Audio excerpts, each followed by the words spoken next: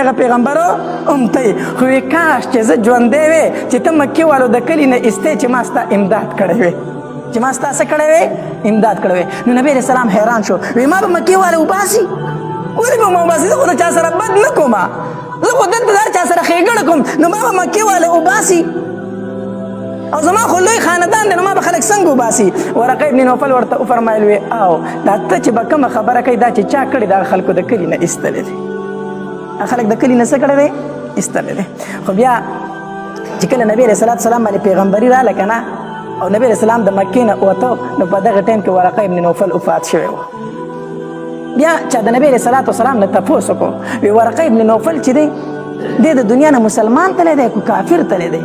ځکه چې ته کله د مکې نه وتې او ستا باندې کله اخو پای ټایم کې وفات شوی و نو نبي علیه السلام ورته وفرمایل وی ما ورقه ابن نوفل په خوب کې ولید چې په سپینو جامو کې و په سپینو جامو کې نو علما لیکي وی مړی چې په سپینو کپړو کې ویني دا د هغه د بخاني علامت دی دا د هغه د خوشقسمتۍ او د خوشبختۍ علامت دی چې کله مړی په خوب کې ویني په سپینو کپړو کې دا د هغه د مغفرت علامت دی نو نبي علیه السلام وفرمایل وی ورقه ابن نوفل ما په خوب کې ولیدو چې په سپینو جامو کې په سپینو جامو کې هغه بیا وفات شوی و نو نبي علیه السلام بیا کور ته راغی 3 کاله پس نبی علیہ السلام بیا غار حرا ته لاړ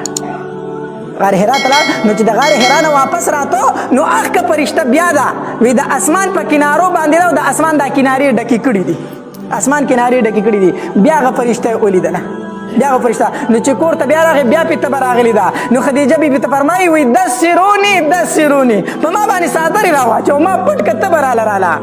الله تبارک وتعالی آیتونه نازل کړو یا ایها المدثر قم فانذر وربك فكبر اے صادر اغوستون کیا صادر بنور نا غوندي پاسا ستا په ذمه باندې یو کار ولګید قم فانذر خلق ويروا د الله د عذابنا وربك فكبر د الله لوی بیان کا پاسا نور ستا د ملاست ټایم نه دی اوس پاسا بس خدیجه بیبي ته وفرمایل وی الله په ما باندې وحی نازل کړه لومبه تصدیق خدیجه بیبي وکړه د الله پاک پیغمبره ته د الله پیغمبر او ما پتا ایمان راوړو الله نو په زنانو کې د ټولو نه اول ایمان چا راوړی دی خدیجه بیبي په زنانو کې اول ایمان خدیجه بیبي راوړی دی په سړو کې اول ایمان چا راوړی دی ابو بکر رضی الله تعالی او په الکانو کې اول ایمان چا راوړی دی حضرت علی رضی الله تعالی الله نبی علیہ السلام او خدیجه بیبي یو ځل ولاړ دي بس د هغه زمانه چې کوم عبادت هغه به کوو 2 رکعاته نفل مونځ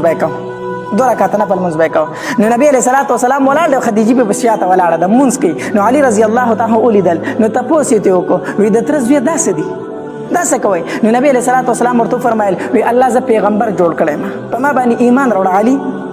نو علي رضی الله تعالی وفرمایل وی زه به د پلار سره مشوره وکړم د ابو طالب سره هغه سره به څه وکړم مشوره وکم نو نبی علیہ السلام ورته فرمایل علي په ما باندې به خلک نه خبرای کو ایمان راوړي کو نه راوړي خو هغه ته سوایا ما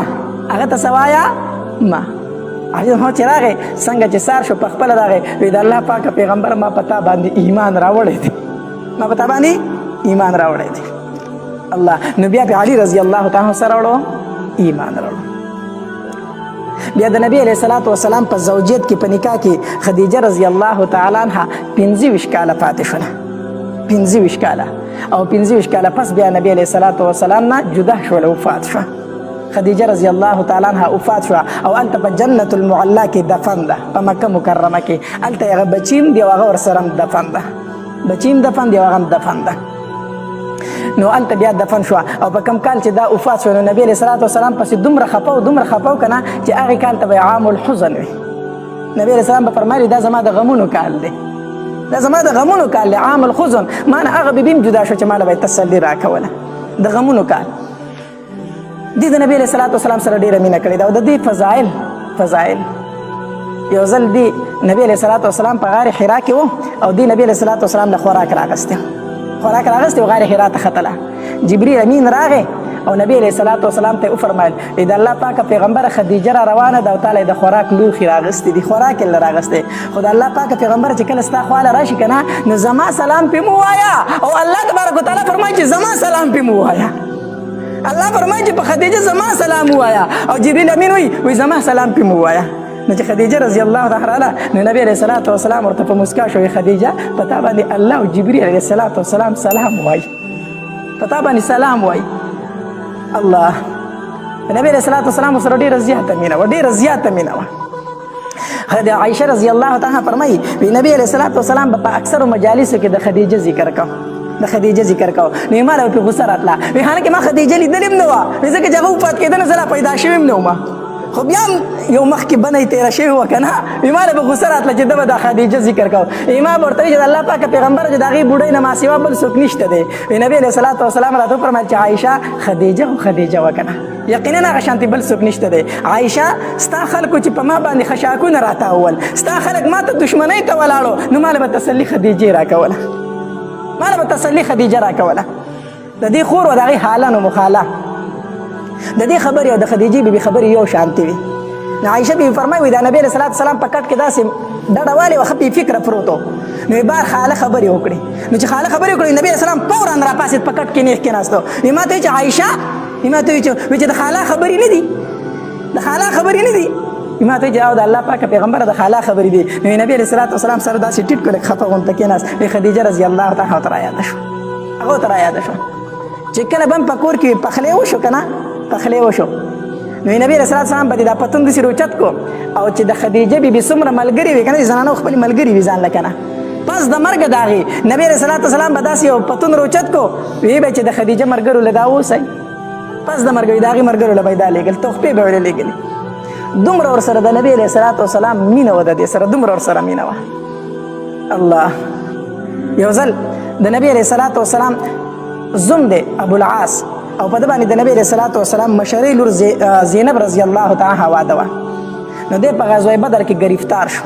ځکه چې دی کافرو په ټایم کې د کافرو د طرفه جنګېدو نه دی ګرفتار شو چې کله ګرفتار شو نبی علیه صلات وسلام وفرمایل وی هر قیدي د خپله فدیه راوړي موږ به یې آزاد کړو نو قیدیانو مکې مکرمې ته سوال جواب ولېږلو موږ له پیسې راولېږئ موږ قیدیانو چې موږ آزاد کړي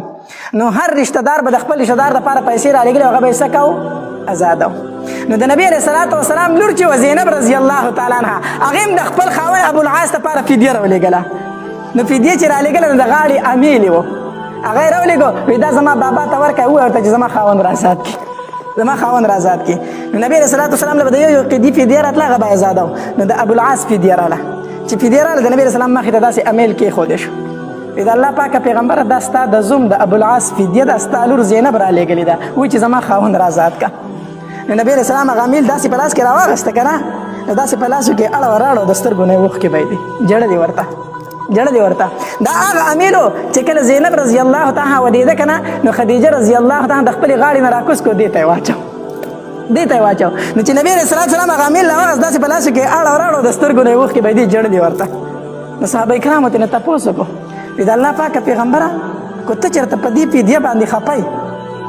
په دې باندې خفی نو خیر دی موږ به یې د ابوالعاص نه نالو که هغه به هسې آزاد کړو نبی علیه صلات وسلام وفرمیل نه زه په دې خفه نه یم چې دا د ابوالعاص فدیه ده خو زه په دې باندې خفه یم چې دا هغه امیل دی چې خدیجې زینب ته ورکړی و